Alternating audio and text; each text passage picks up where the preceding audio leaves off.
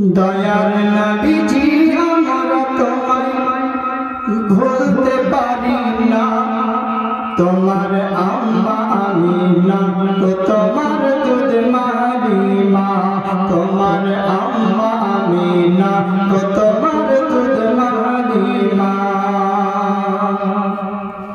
তুমি জন্ম নিলে মা আমিনার ঘরে, ফেরেশতারা আসে সেই ঘরে। তুমি সিরাতের রাসূল মারুফাতের বুলবুল, তুমি সিরাতের রাসূল মারুফাতের বুলবুল। তোমার দুআ কবুল করতে খোদা দেরি করে না, তোমার আম্মা আমিনা গো তোমার দুধ মারি মা, তোমার আম্মা আমিনা গো তোমার দুধ মারি মা। দয়ার নবীজি আমরা তোমায় ভুলতে পারি না, তোমার আম্মা আমিনা গো তোমার দুধ মারি মা। তুমি গেলে যখন মা হালিমার ঘরে,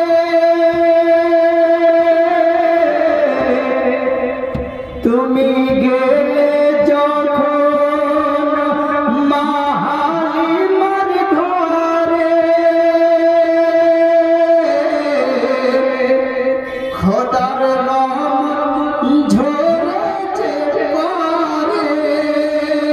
আর মা হালিমা বলে খোদার রহমত ঝরে পরে, মা হালিমা বলে খোদার রহমত ঝরে পরে।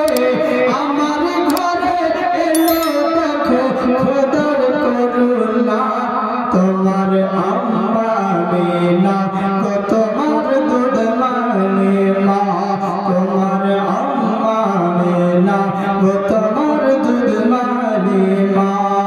মা হালিমা আমার নবী মুস্তাফাকে পেয়ে এত খুশি হয়েছে বাবা, এত খুশি এত খুশি।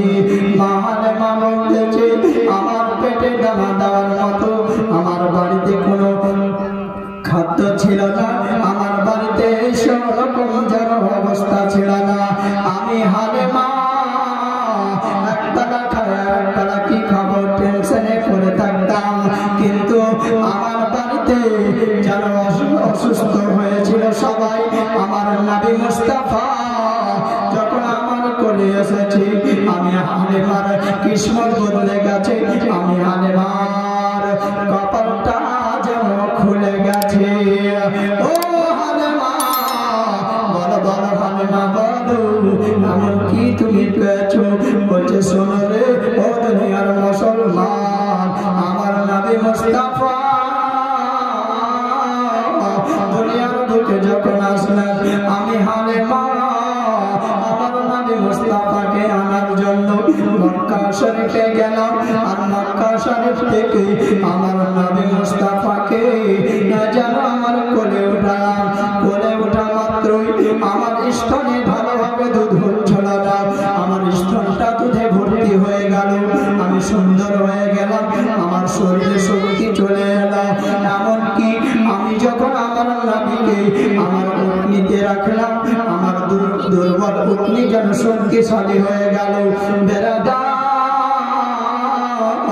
আমার নবী মুস্তাফা তো জাহানের বাদশা সাল্লাল্লাহু তাআলা আলাইহি ওয়াসাল্লামকে মা হালিমা যখন বাবা বাড়িতে নিয়ে গেলেন, বাড়িতে নিয়ে যাওয়ার পরে দেখতেছে মা হালিমার বাড়িতে একটা খেজুরের গাছ ছিল যেটা মারা ছিল।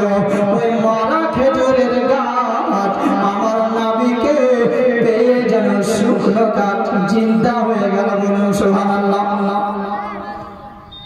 আমার নবী মুস্তাফা রহমাতাল লিল আলামিন দয়ার ভান্ডার নবী আমার যখন মা হালিমার ঘরে, মা হালিমা বলতেছে আমার কিসমত চমকে গেল, আমি যেন ধন্য হয়ে গেলাম।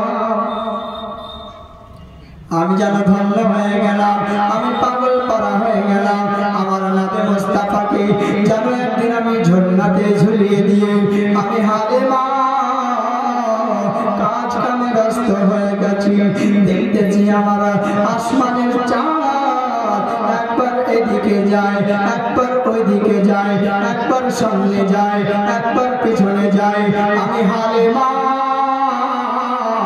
আমি আশ্চর্য হয়ে গেলাম। আমার পাড়া প্রতিবেশী আশ্চর্য হয়ে গেল, আসমানের চাঁদ কেমন এদিকে ওদিকে যাচ্ছে। আমি জানো ঘর থেকে বেরিয়ে পালিয়ে আসবো, বাইরে যাব, না জানি আজকে কিয়ামত হয়ে যাবে নাকি। মা হালিমা বলতেছে আজকে আসমানের চাঁদকে এদিক ওদিক হিলতে দেখে আমি হালিমার মনটা যেন কেমন হয়ে গেল। আমি আমার নবী মুস্তাফাকে ঝর্ণা থেকে নিয়ে বাইরে পালিয়ে আসবো, কিন্তু বাবা রে আমার নবী মুস্তাফার কাছে গিয়ে মা হালিমা দেখতেছে আমার নবী মুস্তাফা একটা আঙ্গুল উঠিয়ে নিয়ে আসমানের দিকে ইশারা করতেছে। আর চাঁদ নবীর ইশারা পেয়ে যেদিকে নবীর আঙ্গুল যায় সেদিকে আসমানের চাঁদ যেন চলে যায়। যারা বলবেন না সুবহানাল্লাহ। এই জন্য বলছে তুমি গেলে যখন মা হালিমার ঘরে,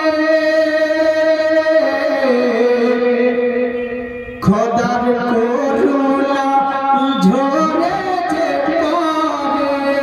আর মা হালিমা বলে খোদার রহমত ঝরে পড়ে।